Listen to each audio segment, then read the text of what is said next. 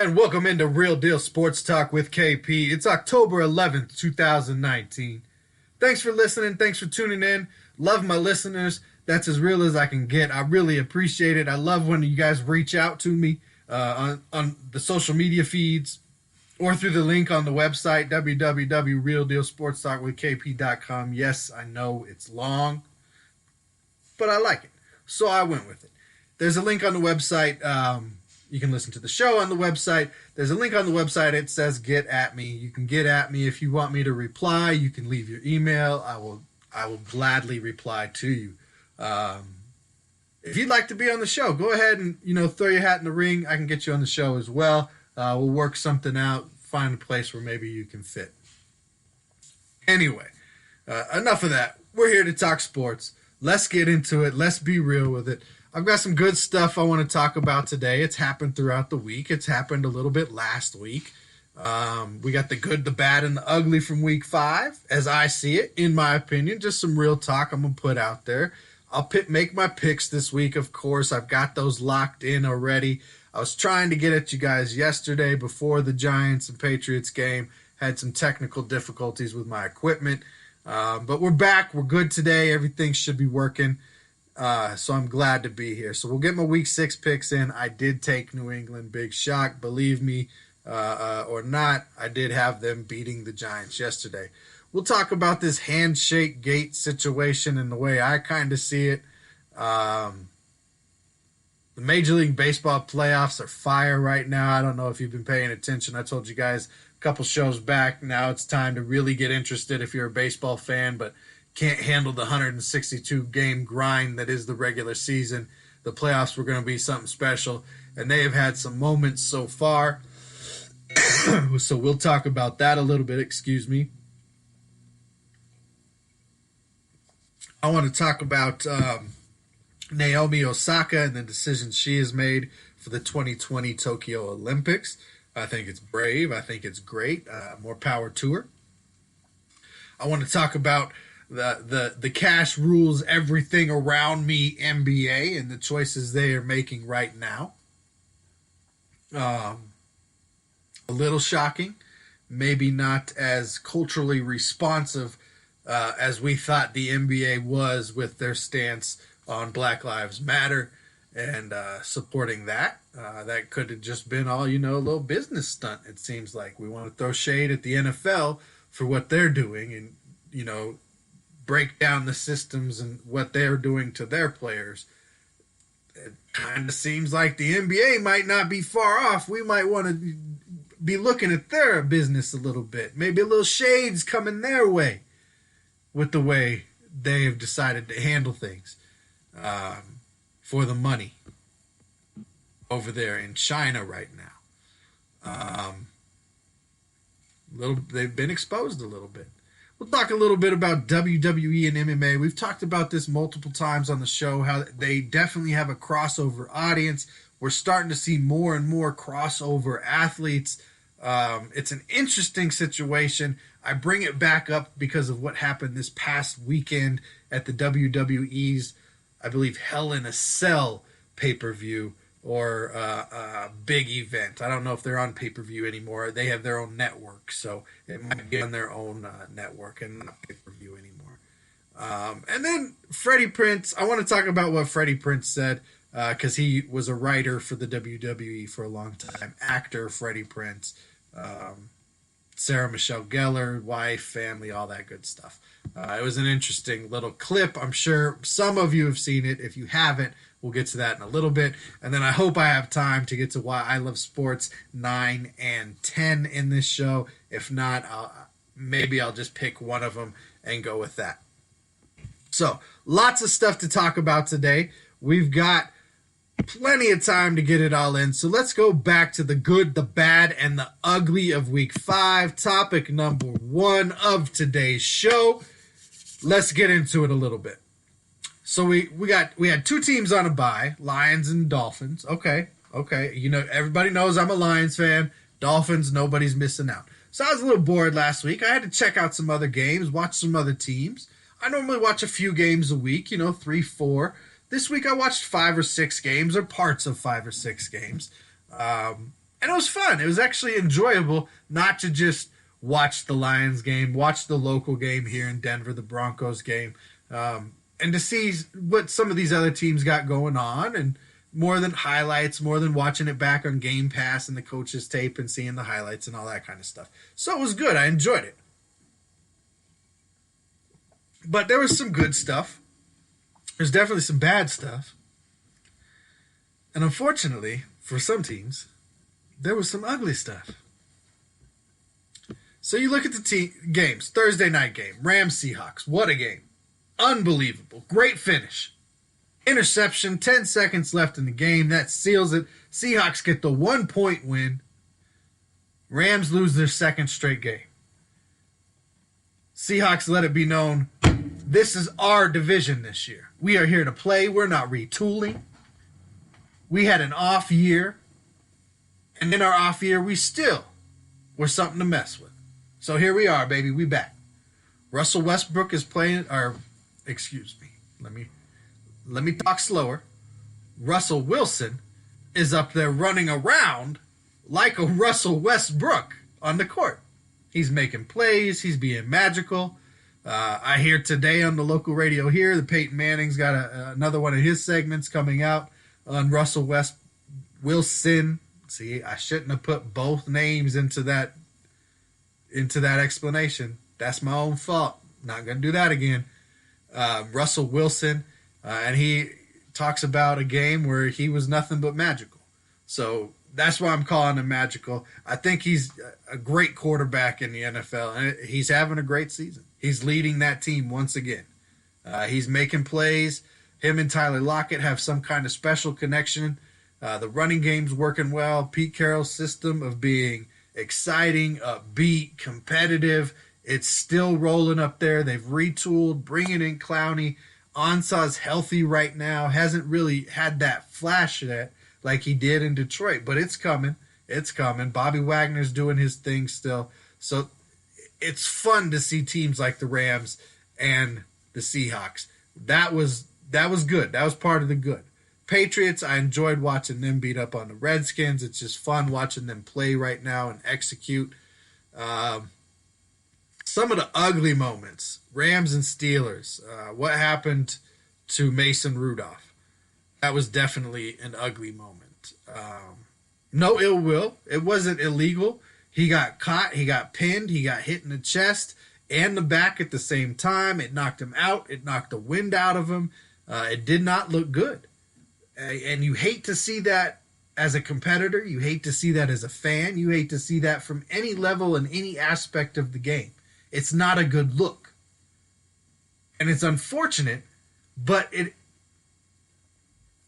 some cases it's unavoidable in a game like football. You have to expect the worst. And as stupid as that sounds, it's true. It's a very physical game. It's one of the few sports where literally you could lose your life doing and performing the way you were supposed to. So it was ugly. It was bad. The Steelers had made a game of it until that point. The Texans, the Falcons, they're definitely the bad right now. Anybody got an explanation, please let me know. I ranked this team out higher. I thought they were going to be better. They had a lot of talent. I thought with Freeman being healthy, everything was going to move forward with this team. And it is scatterbrained as all get out. They cannot find continuity on either side of the ball. I don't know what to say. Quinn's not giving up play calling duties. Okay, well, you giving up 53 points as the defensive coordinator, big boy. So what are you going to do? Something's got to change. The Saints, oh my goodness, the Saints keep marching, rolling in. I love it. I can admit, I have been wrong. I really thought this team was going to stumble without Drew Brees. Maybe only for a week or two, but they have not missed a beat. Teddy Bridgewater is probably playing some of the best football of his career. In fact, I'll say it. The last week, he played the best football of his career. That was the best game I have seen Teddy Bridgewater play in the NFL.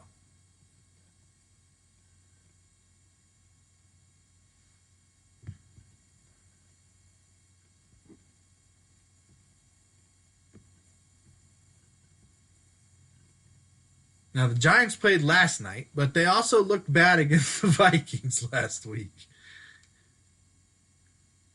I understand everybody got excited. New quarterback, rookie quarterback. Look how good he's doing. Daniel Jones. Woo-hoo!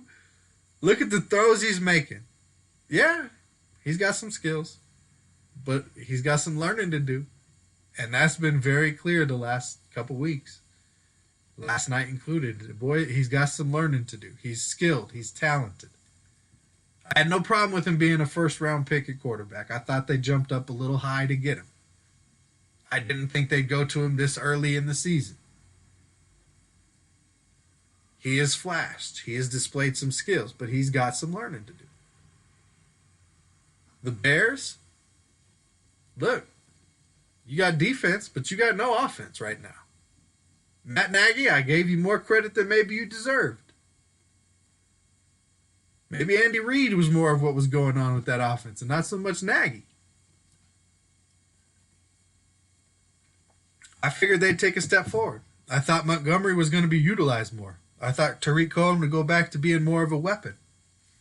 You get rid of Jordan Howard, you expect Montgomery to get more touches. Trubisky's not a great quarterback, but apparently he gives you more than the backup ever will in Daniels. Because the Raiders get to win. Hold on for the win against the Bears. Jets, hey, you get Darnold back because he was definitely ugly again. A lot of people now, hey, Darnold's back. They're going to upset the Cowboys this week. Well, you put up 6 against the Eagles. Statistically, you're near the bottom of everything. And you think your second-year quarterback's going to, all of a sudden, he's going to give you that much energy? That's the motivation the whole team needed? Then your coach don't have the team if that's the motivation. If they're all waiting, they don't believe enough. And I can say I've been on a team. I was on a baseball team. We were in the championship game. We found out a player that we thought was a great pitcher was not going to be there for the game. He might miss the whole game. Championship game. Oh, what a letdown. Psychologically, we're not going to have our guy out there on the field. And we battled and we battled and we battled. He showed up. 6th inning, I think. Pitched the last 2 innings. It's only 7 innings in Little League. We won the championship. It boosted our energy. So I get the idea. I just don't think that crosses over to the NFL. I don't think all of a sudden you're going to go from this team that, is JV right now to somebody who's going to, you're going to catch the Cowboys slipping 2 weeks in a row? I don't know. Or 2 out of 3 weeks when they lose to the Saints on 4 field goals. They did lose to the Packers, which, I took the Packers. I don't think the Cowboys lose 3 weeks in a row, though. I really don't for the Jets. Broncos get a W. Beat the Chargers. What does that say about the Chargers? Are the Chargers, is this a year that's not going to work out for them? Did we think last year's Chargers were going to take too big of a leap forward? Are they just slow starters? Because they've got talent at all levels. Gordon's back. He's still got to get in football shape, but he's back. Packers, good. Good once again. Showing they are going to be a contender. Beat up on the Cowboys down in Jerry's place. Jerry's boys took it. And then you got Monday Night Football. You got the good, the bad, and the ugly all in one game. And we're going to get to something that happened pregame here in a little bit. But on the field, the Browns, the play calling, the plays, the way players are being utilized, it's not right. You got too much talent on this team. As we talked about, on paper, the swag pound, is loaded. And it was going to be a challenge to distribute this ball around and have an offense and even a defense, for that matter, playing at a high level. I expected more from this defense. I really did. Myles Garrett's getting his. I think he's got 7 sacks now. But you're not seeing him shut down one aspect of an offense. You're not seeing him shut down the run. You're not seeing him shut down the pass. This defense has got to get it together. Offensively, Freddie Kitchens, your play calling, you might not have enough time to be the person who gets to call the plays and develop the game plan. It might be too much for you as a first-year head coach to come in and say, I'm going to run this, I got this, I'm in charge of everything. Because your team is not playing as a team right now. They're not in sync. You got a game where you go into Baltimore, put up 40, and then you come in and put up 3 against San Francisco. Even if you were going to lose to San Francisco, that team should have put up more than 3 points. So you're having trouble making adjustments. You're having trouble getting play calling and sequence into play calling to set up future play calls. And you don't have the full effort of all of these supreme athletes that are on your team right now. And that could be a heel that keeps Swag Pound from reaching any kind of level that having all the names on their roster brings the excitement of. So there was some good, there was some bad, there was some ugly last week. It's going to be exciting to see what we get this week. Last night, hey, Giants had it tied 14-14, 2 big plays in a row. You had the big 60-something yard touchdown catch, Golden Tate, bobble, face mask catch, finish it off with the touchdown. You have the big fumble return touchdown just a couple plays later. 14-14, looking like a game. Maybe the Giants are going to challenge them just the same way Buffalo did. Well, the Giants didn't score the rest of the game. And the Patriots covered the spread. So I did, as 98% of the people in my Pick'em League did, pick the New England, excuse me. I am going to take Tampa Bay to upset Carolina this week. I like how Carolina's been playing, but I got a feeling about this one. I got a feeling. Gerald McCoy, former team, I feel like Tampa Bay might get this one. I like Christian McCaffrey. He's definitely my favorite running back right now in the NFL. But I feel like Tampa Bay gets this one. I would take Baltimore over Cincinnati this week. Cincinnati's going to fall to 0-6. I don't see how they can beat Baltimore. Crazier things have happened, but I would take Baltimore in that one. I'm going to take Cleveland as my upset pick this week. I think Cleveland beats Seattle. I think they're going to be that kind of an inconsistent team where they're going to lose bad some weeks, and then all of a sudden they're going to surprise us in other weeks. I think this week they surprise us. As well as Seattle's been playing. 87% of the people in my league are picking Seattle. I'm going with Cleveland. They're my big upset of the week. I'll take New Orleans to keep rolling and beat Jacksonville. I know they're favored. Jacksonville's actually favored in Vegas, but I got New Orleans winning this one. I'll take Kansas City to beat Houston. Houston might make a game of it. This could be a high-scoring 40, 50-point each type game, but I'll take Kansas City to hold out and win that one. I think Washington beats Miami. Miami, again, I can't pick them until they win a game because they're also a JV team right now. Minnesota, I will take Minnesota to beat Philadelphia this week. I think Philadelphia poses challenges, but they have yet to put together a complete game since week 1. So I'll take Minnesota this week. I think they're on a little bit of a surge, a little bit of an uphill climb right now for the Vikings. The running game's playing well. Defense is doing its thing. Kirk Cousins played a lot better last week than he had the first quarter of the season. I think Atlanta can beat Arizona. So I'm taking the Falcons this week. As disjointed and as confusing as this team is, I think they can beat Arizona this week. I will take the Rams to beat San Francisco at home. They've lost two straight. The 49ers are good. Uh, for some, I just got to go with the Rams at home on this one. I don't think the 49ers are that much better than the Rams. They've been playing a little better. The Rams know that. I think Aaron Donald takes on the challenge in this game. I think Littleton takes on the challenge in this game. Talib probably picks off Garoppolo in this game. Peters might even get a pick in this game. I'll take Denver to beat Tennessee in something like a 13-10 type of a game. I think Dallas actually beats the Jets. I don't think the Jets upset Dallas this week. I'll take Detroit over Green Bay on Monday night. Of course, they're my team. Only 8% of the people in my league, however, agree with me. And then I'm going to take the Chargers to beat Pittsburgh. I'll take 24-20 in that game on Sunday night. So those are my week 6 picks.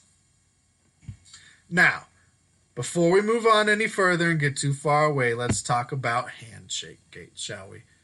I have a lot of respect for Richard Sherman. I have to say that. I had a lot of respect for him. It was definitely damaged by this incident. Now, here in Denver, we hear a lot on our radio airwaves about Michael Silver being a guy who likes to manipulate sources and or exaggerate or create drama in situations with the way he reports the information he has access to. Him and a local guy here, they know each other, they don't get along, they don't like each other. There's not a lot of respect between them. So it could be skewed viewpoints that we hear on the local radio. But Michael Silver reports this incident that Richard Sherman supposedly says, Baker Mayfield didn't shake my hand. We don't need that college shit. It's motivation.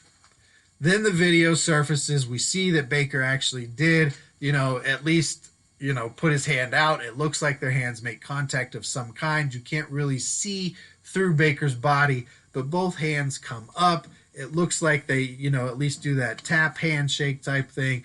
And Richard Sherman is actually the one walking past Baker, who then pauses, waits a second, and actually embraces George Kittle, gives him a bro hug, all that kind of stuff, and then walks off the field with everybody else. So everything that was reported and became a big story because it's the swag pound and everybody wants to be divisive and pick a side on Baker Mayfield, Odell Beckham, and all blah, blah, blah, blah, blah, and they made commercials and they haven't earned it. It doesn't matter. In this case, it was proven false. It was a lie. It was rhetoric. It shouldn't have been reported. It shouldn't have blown up. And it shouldn't have become something that he needed to answer questions about or then defend himself and talk about how much respect he has for Richard Sherman. Because it's very clear, even though Richard Sherman now wants to apologize because he didn't want him to have to answer questions about it, what did you think was going to happen when you, Richard Sherman, made a statement like that? That it wasn't going to get out and nobody was going to run with it? You're too smart for that. You knew exactly what was going to happen. You just thought there wasn't going to be any backlash, and you didn't think anybody caught it on video, or you weren't thinking that anybody caught it on video. So when you got caught, then it was time to go, oh yeah, my bad, misquote. I'm going to reach out to him. I'm going to apologize. He definitely, deserves that. No, he deserved not to have you make up a story or exaggerate your story or allow a story to go out that wasn't factual. That's what he deserved. Regardless of any other actions or antics or things that he's done in the past, you guys, the 49ers, made it personal. You don't like the way he has his bravado and his swag and the way he acts and the way he embedded the flag in Nick Bosa's precious Ohio State field. Which Nick Bosa, wham, wham, wham.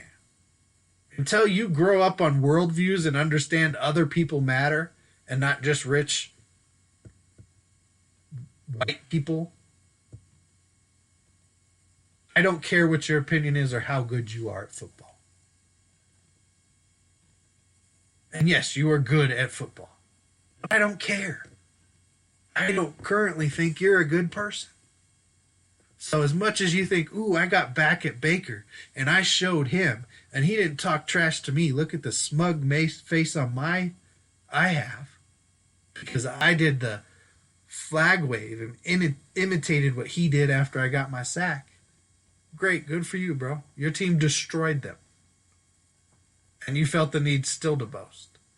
So is your ego really that little? Celebration is very much a part of the game, but when you make it personal, is your ego really that little? I'm not impressed. Not in the slightest. I'm not impressed with the Browns have been playing. I think they're playing like garbage. I don't think that team's together right now. Do they have the ability to be good? Yes, they do. And if they figure it out, they're going to be something to reckon with. It's whether or not they will. It's whether or not they have the right recipe to put it together. So I think it's ridiculous all of this Handshakegate nonsense happened. It shouldn't have happened. It's a complete lack of respect for the guy because you don't like the attention that he's getting and the way he carries himself. Well, you're not the judge. Judge yourself. You be the better person then. Where I think that's ridiculous, and I just can't get behind it. I'm not that person. The Major League Baseball playoffs are on fire right now. If you haven't been watching the playoffs, you need to be paying attention. We're into the divisional series. You've got the Astros and the Yankees. You've got the Nationals who beat the Dodgers, knocked the Dodgers out, and who are the Nationals playing? The Cardinals. In fact, do they play tonight? I think they play tonight, actually. Nationals and Cardinals. And hey, I had the Braves beating the Cardinals. I had the Dodgers beating the Nationals, so I got that one wrong. I had the Twins beating the Yankees, so I didn't have them getting there. In fact, I had Houston and the Dodgers in the World Series. So I might still get Houston. That's going to be something else to see the offense and the way that pitching, how that duel is going to take place. I think the Astros get by the Yankees. But the Yankees got enough bats to cause some trouble, that's for sure. I didn't think the Cardinals would make it this far. I didn't think the Nationals would make it this far. The Nationals are playing on want right now. They're not the most talented club. They've got some talent, don't get me wrong. They're a good team. But they're playing on want right now. They're playing on belief in each other. They're playing on, we have 27 outs. And the Cardinals are doing the same thing. Face it, I wrote off the Cardinals in the beginning of the season. I did not think this was going to be their year at all. And they pulled it together, turned it around, and they find themselves in the National League Championship Series, 4 wins away from being in the World Series. They put up 10 runs in the first inning against the Braves to end that series. Nationals, home runs at the end of the game in extra innings to knock the Dodgers out. Taking these teams to 5 games when nobody thought you'd get there. You've got late game wins. You've got pitching heroics. You've got high scoring games. You've got history making stuff taking place. I'm telling you, baseball in October is something special to watch. And tonight, here starting actually in a little more than an hour, you've got Washington and St. Louis in their first game to decide who goes to the World Series. Tomorrow, you've got the Astros and Yankees kicking their game off on Fox. Tonight's game's over on TBS. I'm telling you, the baseball being played right now is fire. And if you like baseball on any level, this is the time you need to be tuning in. For sure. We all need to tune in to watch tennis player Naomi Osaka. Naomi Osaka, our United States tennis player, one of the top-ranked women tennis players in the world, was born in Japan to a Japanese mother and a Haitian father, I believe. Now, she grew up here. She's a citizen here. But because she also has Japanese nationality, they have a system by which, until you are 22, you can declare citizenship in Japan. Now, I've heard, because of her choice, because of her brave choice, because of her decision to perform and compete for the country she was born in and take that citizenship, that she actually will lose her American citizenship. I always thought you could have dual citizenship. I thought that was a thing. Maybe it's not anymore. It could have changed under, 45 with all the things that he's done and changed and made us look bad with. But I thought you could have dual citizenship. But I have read that she's going to forfeit. This will make her forfeit her U.S. citizenship. If that's the case, she's making a decision for her. And we shouldn't be mad at her about it. Everybody should be like, good for you. Do your thing. It shouldn't be ooh, you're bad, you're evil, you're leaving America, you want to be Japanese. No, do your thing. Be you. Be happy. Represent. Compete. I've seen some of that. But it's mostly been this nationalistic garbage I've been reading and seeing people comment. And I think it's great. I think it's great. She wants to take this opportunity to honor where she's from. And yes, she grew up here. Yes, she got an education here. Yes, she was one of the top, if not the top, behind Serena, women players in the United States. She still can be if you don't strip her of her citizenship. Dual citizenship happens. I know it's a thing. I know a guy who is a Canadian citizen and an American citizen. I don't understand how all of that system works. It's too complicated and shouldn't be. But I say congratulations to Naomi Osaka. I will be watching and tuning in to see how you do. You already fly the flag of Japan on the tour in Japan. So do your thing, girl. It was brave. It was a strong move. It was a bold move. It was everything that the NBA's not doing in China. The NBA's over in China showing us that they're probably not as culturally responsible as we thought they were. For months now, there's been the protests in Hong Kong. Technically, Hong Kong is, again, part of China, but they have a system worked out where they're able to kind of do their own thing. And the protests have been violent. They've been run by young people. They started in June against proposals to allow extradition to mainland China from Hong Kong. Critics feared that this could undermine the city's judicial independence and endanger dissidents. A former British colony, which I think until 1999, Hong Kong, again, has some autonomy and more rights than the mainland under the one country, two systems deal they had worked out. Carrie Lam, a city leader, agreed to suspend the bill, but demonstrations continued and developed to include demands for a full democracy and an inquiry into police actions. And then now the bill is completely withdrawn in September. So it went from suspended to withdrawn. This is pissing the people off. So these clashes have been going on. Police, activists, increasingly violent, tear gas, bricks, activists storming government buildings, the whole 9 yards when people have been fed up. Now, the issue with the NBA in China started with a tweet from Rockets GM, Mori. Basically saying he supported the rights, free Hong Kong, stuff like that, which I have no problem with. I agree. It's ridiculous the way that country is run, in my opinion. It's state-run. If they don't like it, you're shut down. You don't have a voice. You don't get to have a say. You're force-fed information. And you're lost without, any way of doing anything. So I don't agree with it. I agree with the protesters. I wouldn't want all of a sudden if I had some little thing to all of a sudden be back up in that system. In the Chinese system. I would want my autonomy from that system.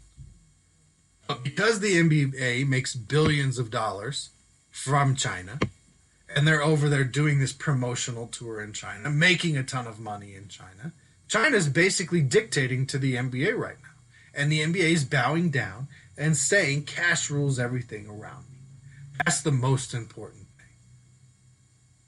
It's not the stance we took on the rights for African Americans in this country and how we support the criminal justice reform. Because face it, what we know and what we have been exposed to and what's going on over there is just as bad as what happens here. We recently saw images of what seemed to be prisoners being blindfolded. So NBA standing by, they're trying to play this is just about the NBA and not politics, and we can have both at the same time, Adam Silver said. It can be true that we don't agree, but we're still doing business with them. So you'll take their money whether or not you agree with how they treat people or their policies or how their government runs things. You'll take their money because that's important.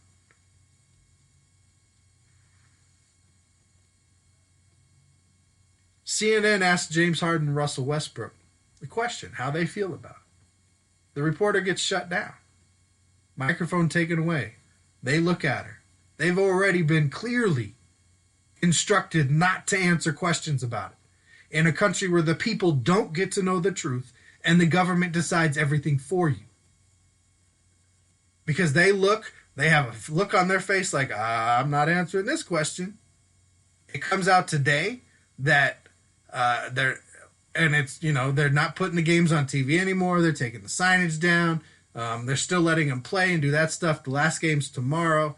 Adam Silver's not doing his press conferences. There will be no more press while they're in China. For the rest of this trip, no press, no pre-game interviews, no post-game interviews, no commercials, not going to be on TV.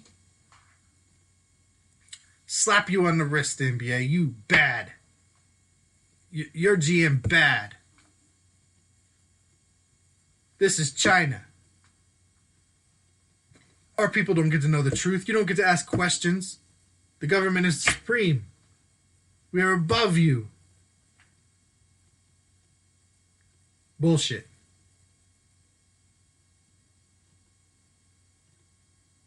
It came out today when they announced there will be no more press, that the players union, the representatives have been told there will be no more media. So nobody's going to go against it. Draymond Green won't comment. Draymond Green talks about everything. He put out a video proving he was 6'6" and not 6'5". Because somebody said he was 6'5", but he has to do research on this. No, he has been told not to talk. They have been told not to talk. They say, a quote from NBA source says, players can answer questions on their own and say how they feel. No, they won't. Not until they're back over here. Then maybe we'll hear something. We have proof in Harden and Westbrook sitting there with their lips shut, not answering the question, not saying anything, and watching the reporter being shut down. They could have answered the question right then and there. They chose not to because they have been told, don't disrupt this money. This is a big deal. They got money. Disgrace. 45 weighed in on it. Talked about Kerr. Talked about Popovich. Face it, y'all been exposed. You as dirty as the rest of them. How much time we got left? We got 5 minutes left in the show. Let's see how much of what we can get to. All right. WWE and MMA.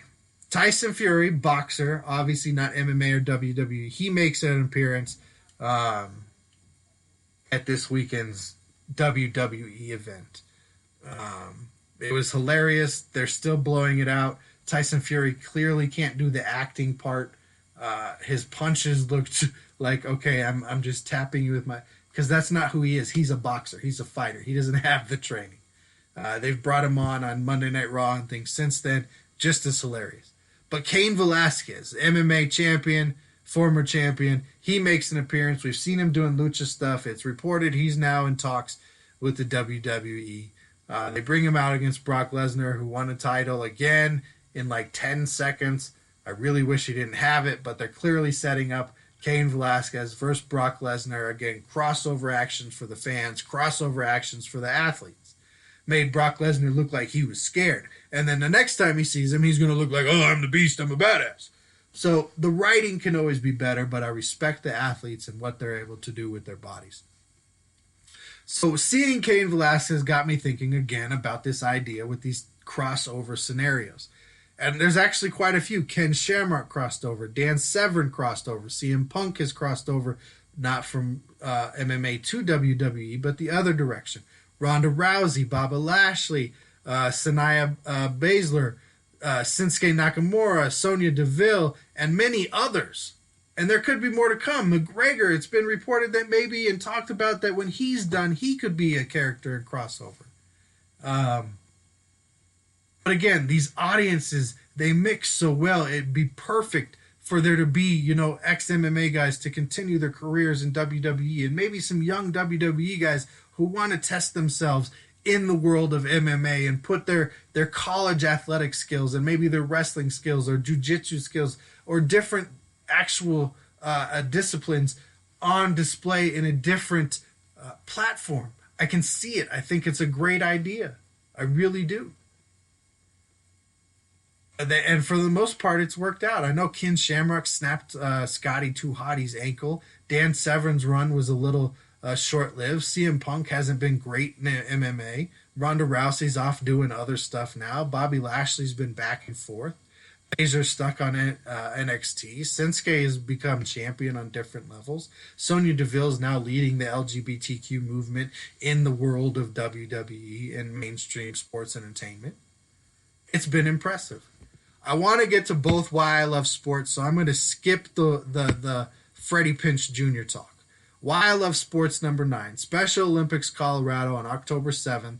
Got together at my former high school, Rangeview High School, and let the athletes scrimmage with the Denver Broncos. It was a great event. I have experience with the Special Olympics. I used to work with developmentally disabled adults at a facility in Greeley, Colorado, and we had a young man that we would take out, let him do the bike drills. He built himself up, ended up getting a bronze medal at the Special Olympics, so that was pretty cool. Another reason why I love sports, it touches all levels. It touched these athletes. It made them feel good. They were excited. It was a special experience. So why I love sports number 9. And why I love sports number 10 would be Tyra Winters, the high school cheerleader in Rockwall High School in Texas.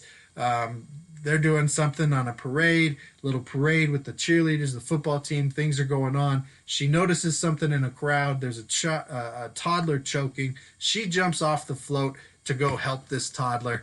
I personally thought when I first heard the story that it was going to be something bad or something funny, like she was doing an acrobatic event or a skill on the float. The float moved out from under her and she jumped off and landed on the street. That's what I thought when I read the headline, but I love that this proves that athletes are more than athletes.